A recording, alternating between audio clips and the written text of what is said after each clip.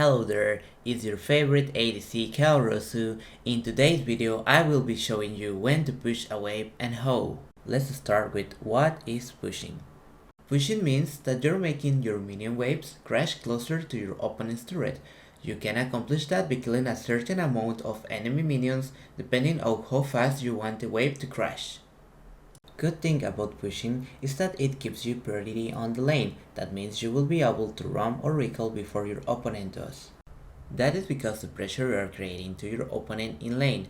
So if he wants to follow your roam or recall, he might lose some gold and experience from the minions. How pushing works. Pushing works in a way that you're pressuring your opponent to use resources as mana or abilities in order to get minions or to make the lane priority even.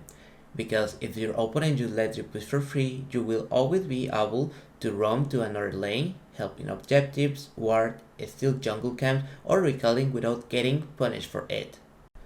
Also, in certain matchups, pushing your waves allows you to poke your opponent under turret, forcing a recall that might result in your opponent missing some gold and experience from minions and the use of a major summoner spell as teleport or any other TP ability he has. Now let's talk about the types of pushing, when to do them and the reason behind them. The first one I will be explaining will be slow pushing and the second one fast pushing. Let's jump right away into slow pushing. Slow pushing is when you kill enemy minions as slow as you can. This can be done by properly last hitting and crashing your same waves of minions with multiple enemy minions wave. This will make your wave really big, so when it crashes to your opponent turret, your opponent will be locked there for a quite long time, since if he leaves he will miss all the gold and experience from your minions. When to slow push. You mostly want to slow push when you are attempting to deny CS to your opponent, also when you want to build up a slow recall, when you want to build up a slow roaming, or when you want to place wards in a long distance.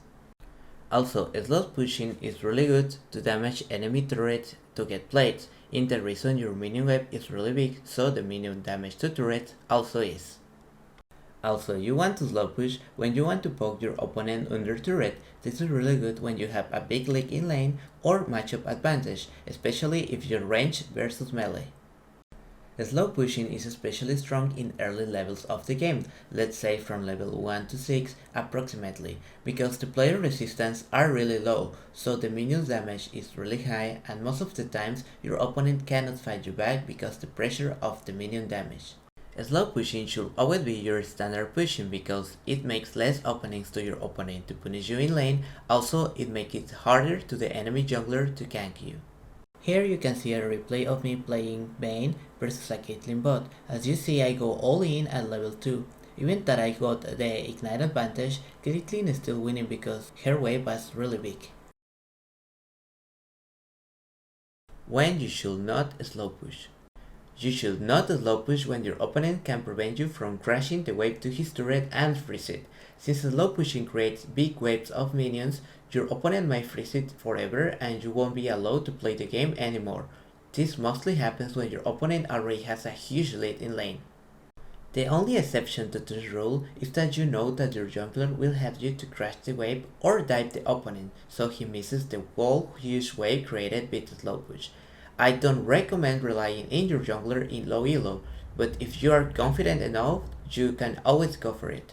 Also, you should never start to build up a slow push when you are about to roam and your wave is not that big yet, because you won't have time to crash the wave to the enemy turret before roaming, and that might result in your wave pushing slowly but for sure to the enemy turret, denying you from getting one or more waves of gold and experience.